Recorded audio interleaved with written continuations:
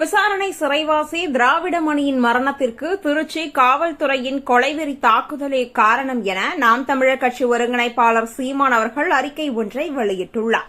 அந்த ஒரு அறிக்கையில் விசாரணைக்காக அழைத்து செல்லப்பட்ட திருச்சி மாவட்டம் பழூர் காந்திநகரை சேர்ந்த திராவிடமணி அவர்கள் காவல்துறையினரின் தாக்குதலில் உயிரிழந்துள்ள நிகழ்வு பெரும் அதிர்ச்சி அளிக்கிறது.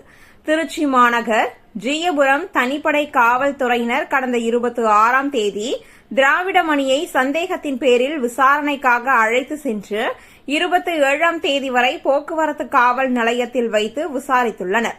பின்னர் திருச்சி மத்திய சிறையில் அடைக்கப்பட்டிருந்த திராவிடமணி கடந்த 28ஆம் தேதி உயிரிழந்தார்.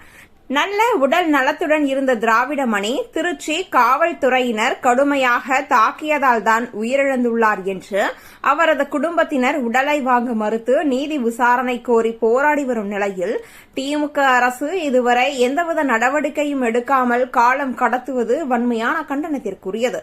திமுக அரசு பொறுப்பேற்றது முதல் அடுத்தடுத்து காவல் நிலைய மரணங்கள் தொடர்ந்து வருவது அரச பயங்கரவாதத்தின் உச்சமாகும். தம்பி திராவிடமணி எத்தகைய குற்றம் புரிந்திருந்தாலும் சட்டப்படி நீதிமன்றத்தின் மூலம் உரிய தண்டனையை பெற்று தந்திருக்க வேண்டும்.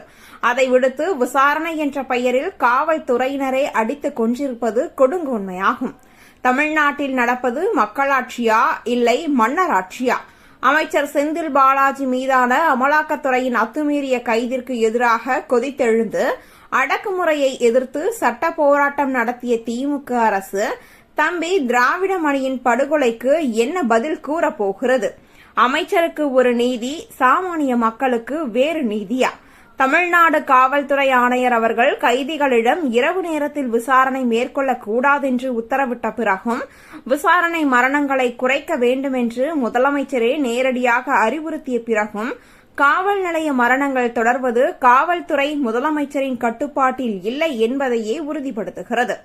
2020ஆம் ஆண்டு அதிமுக ஆட்சிக் காலத்தில் காவல்துறை விசாரணையின் பொழுது கொடூரமாக தாக்கப்பட்டு உயிரிழந்த சாத்தான்குளம் ஜெயராஜ் பெனிக்ஸ் மரணத்திற்கு நீதி கேட்டு குரல் கொடுத்த முதலமைச்சர் ஐயா ஸ்டாலின் அவர்கள் தமது 3 ஆண்டு ஆட்சிக் காலத்தில் நடைபெற்றுள்ள 25க்கும் மேற்பட்ட சிறை மரணங்களை தடுக்க தவறி வேடிக்கை பார்ப்பது ஏன்? அரசுக்கு அவப்பெயர் ஏற்பட்டுவிடக்கூடாது என்று இன்னும் எத்தனை பேரின் பச்சை படுகொலைக்கு திமுக அரசு துணை நிற்கப் போகிறது? அடிப்படை மனித உரிமை, சமத்துவம், சமூக நீதி, சட்டத்தின் ஆட்சி, கருத்து சுதந்திரம் என்றெல்லாம் பேசிவிட்டு காவல்துறைக்கே களங்கம் ஏற்படுத்திய காவலர்களை காப்பாற்ற முனைவது எந்த வகையில் நியாயமாகும்? இதற்கு பெயர்தான் திராவிட மாடல் ஆட்சியா என்ற கேள்வியும் எழுகிறது.